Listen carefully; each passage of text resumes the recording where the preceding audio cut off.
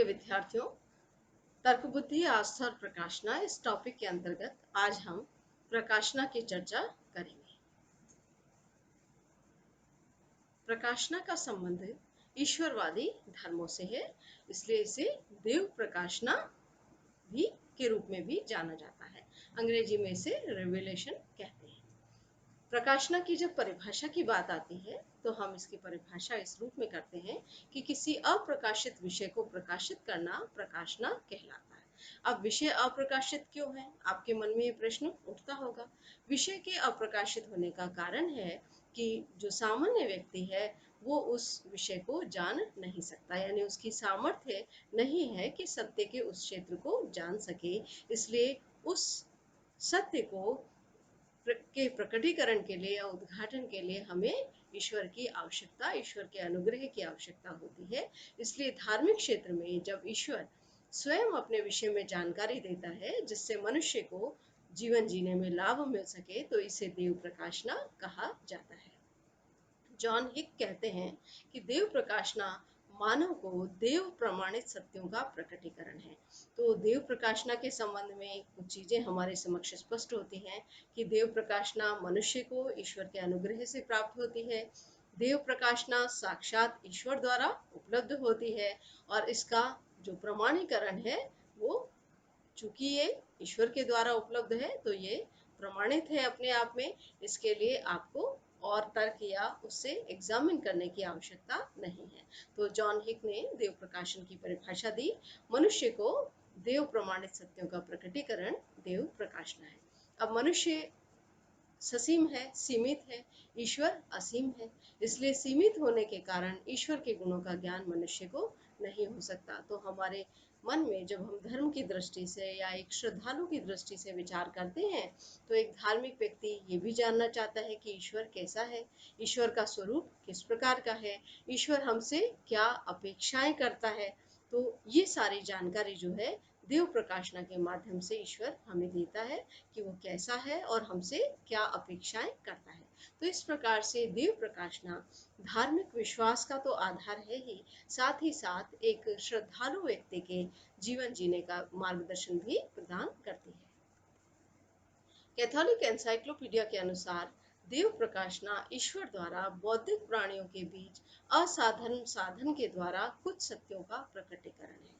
अब ये पंक्ति स्पष्ट करती है कि देव प्रकाशना ईश्वर द्वारा असाधारण साधन के द्वारा होती है, यानी ये एक ऐसे साधन है जिसको हासिल करना सामान्य मनुष्य के लिए संभव नहीं होता। दूसरा कि मनुष्य जो है वो बौद्धिक प्राणी है, यानी इस प्रकाशना को ग्रहण करने का सामर्थ्य मनुष्य में इसलिए है क्योंकि वो बौद्धिक प्राणी है। तो इस परिभाषा के अनुसार ईश्वर सत्य की जानकारी मनुष्य को साधारण ढंग से नहीं देता। और ये साथ ही साथ इन परिभाषाओं से यह भी प्रमाणित होता है कि देव प्रकाशना सक्रिय ईश्वर के अस्तित्व को पूर्व मान्यता के रूप में स्वीकार करती है। इससे पूर्व जब हमने धार्मिक दर्शन के विभिन्न प्रकार पढ़े थे तो हमने ईश्वर के विश्वव्यापी और विश्वातीत होने की चर्चा भी पड़ी थी। तो जो धार्मिक दर्शन ऐसा मानते हैं कि सृष्टि को बनाने के बाद ईश्वर दूर चला जाता है, विश्वातीत हो जाता है, तो वहां इस प्रकार की प्रकाशना की बात नहीं की जा सकती। इस प्रकाशना की बात उन्हीं ईश्वरवादी धर्मों के संदर्भ में की जा सकती है जहां ईश्वर की जो है सत्ता को व्यक्तित्वपूर्ण माना गया है और ईश्वर इस जगत में जो है अपना हस्तक्षेप रखता है या इससे जुड़ा हुआ है और उसका जो है अपने जो श्रद्धालु हैं उनसे सीधा संपर्क हो सकता है। क्योंकि ये देव प्रकाशना का जो संप्रत्य है वो ये मानता है कि ईश्वर में सत्यों को प्रदान करने की क्षमता है और साथ ही साथ मतलब सत्यों को प्रदान तब करेगा जब उसके पास व्यक्तित्व पूर्णता होगी। तो ईश्वर जो है वो सत्यों को जगत में अपने श्रद्धालुओं को प्रदान कर सकता है। वो विश्व में उपलब्ध भी है, विश्वव्यापी भी है, उसका विश्व से संबंध भी है और उसका एक व्यक्तित्व भी है। और इसके अनुसार ये भी माना गया है कि मनुष्य जो है वो बौद्धिक प्राणी के रूप में इस जगत में होते हैं और मनुष्य जो है ईश्वर द्वारा प्रदत्त सत्यों को ग्रहण कर सकते हैं। तो देव प्रकाशना यह भी जो है इस सत्य का भी उद्घाटन करती है कि एक तरह से जो है ये देव प्रकाशना इस विश्व को ईश्वर की गिफ्ट है या ईश्वर की देन है। और इसका बोध जो ईश्वरवादी लोग हैं उन्हीं को होता है। जो नास्तिक हैं उसको उनको इनका इसका बोध या इस प्रकार की प्रकाशना का बोध नहीं होता। देव प्रकाशना के संबंध में 3 प्रश्न उठाए जा सकते हैं। पहला, कि देव प्रकाशना की आवश्यकता किस परिस्थिति में मनुष्य को महसूस होती है। हम सभी जानते हैं कि जब हम ये जीवन जीते हैं तो इस जीवन में कई बार ऐसी स्थिति आती है कष्ट की, अशुभ की, जिसे हम समझ नहीं पाते, तो उससे किस प्रकार से अपने को निकालें। कई बार हमें धर्म संकट की स्थिति आती है कि हम क्या करें और क्या ना करें। ऐसी स्थिति में भी हम ईश्वर से मार्गदर्शन चाहते हैं। तो जीवन में उपस्थित जो व्यवहारिक समस्याएं हैं उनके समाधान के लिए देव प्रकाशना की आवश्यकता मनुष्य को महसूस होती है। साथ ही साथ जब हम धर्म के गहरे अनुभवों में उतरते हैं तो उस असीम अनंत ईश्वर से साक्षात्कार की या मिलन की इच्छा होती है। तो ईश्वर के साक्षात्कार या मिलन की इच्छा के लिए भी देव प्रकाशना की मांग उठती है। देव प्रकाशना के संबंध में दूसरा प्रश्न है कि क्या इसका परीक्षण किया जा सकता है। तो हमने अभी पिछली स्लाइड में ही इस चीज की चर्चा की कि ईश्वर जो है असाधारण साधनों द्वारा अपनी प्रकाशना अभिव्यक्त करता है। तो इस प्रकार से हम साधारण साधनों से इसकी परीक्षा नहीं कर सकते।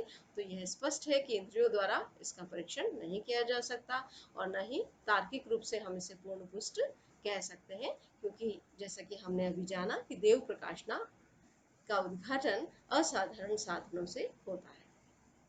देव प्रकाशना के संबंध में तीसरा प्रश्न उठता है कि यह किस प्रकार से संभव होती है।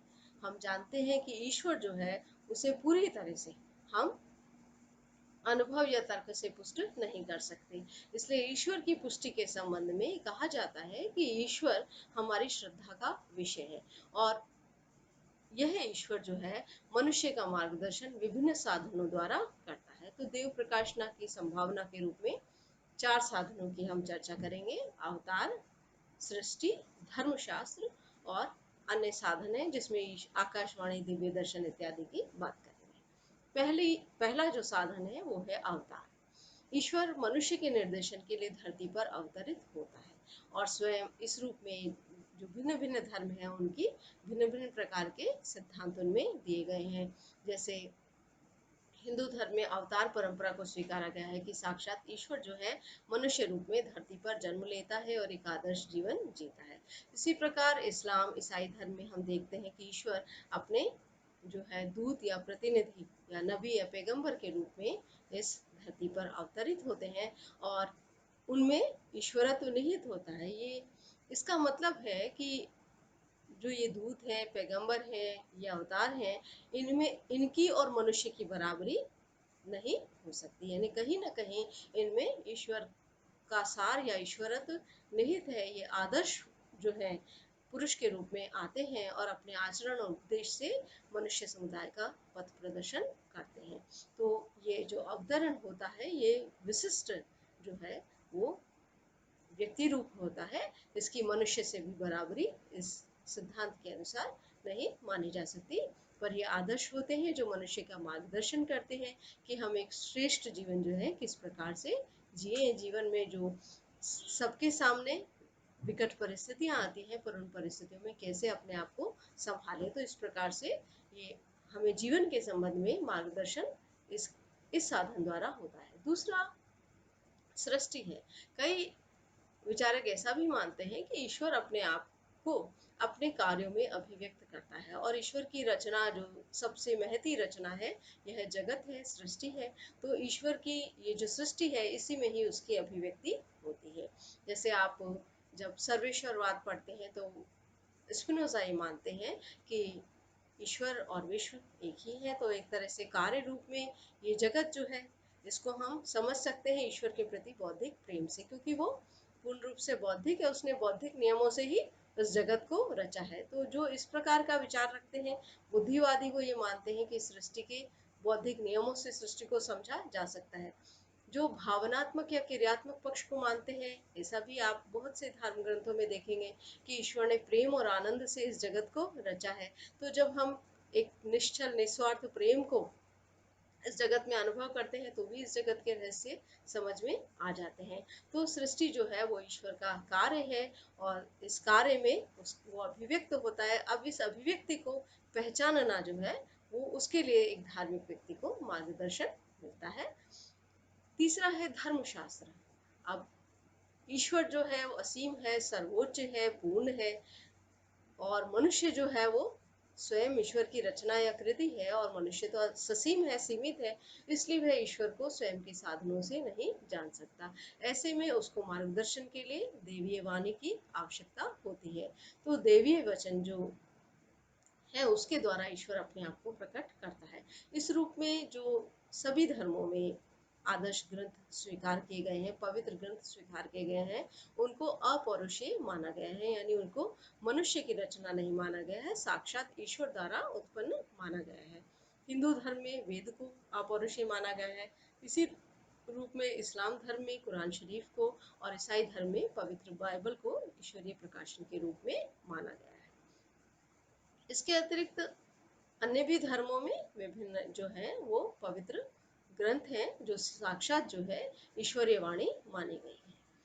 अन्य साधन के रूप में हम ईश्वर की प्रकाशना को आकाशवाणी द्वारा, दिव्य दर्शन, दिव्य स्वप्न या साधु महात्मा के रूप में भी स्वीकार करते हैं। तो इस प्रकार से ईश्वर जो है अपनी प्रकाशना को इन माध्यमों से भी अभिव्यक्त करता है। तो आज हमने देव प्रकाशना क्या होती है, देव प्रकाशना की परिभाषा किस प्रकार से की जा सकती है, देव प्रकाशना के संबंध में कौन कौन से प्रश्न उठते हैं, क्या देव प्रकाशना का परीक्षण किया जा सकता है, देव प्रकाशना किस किस साधनों द्वारा संभव होती है, इन सब की चर्चा करी।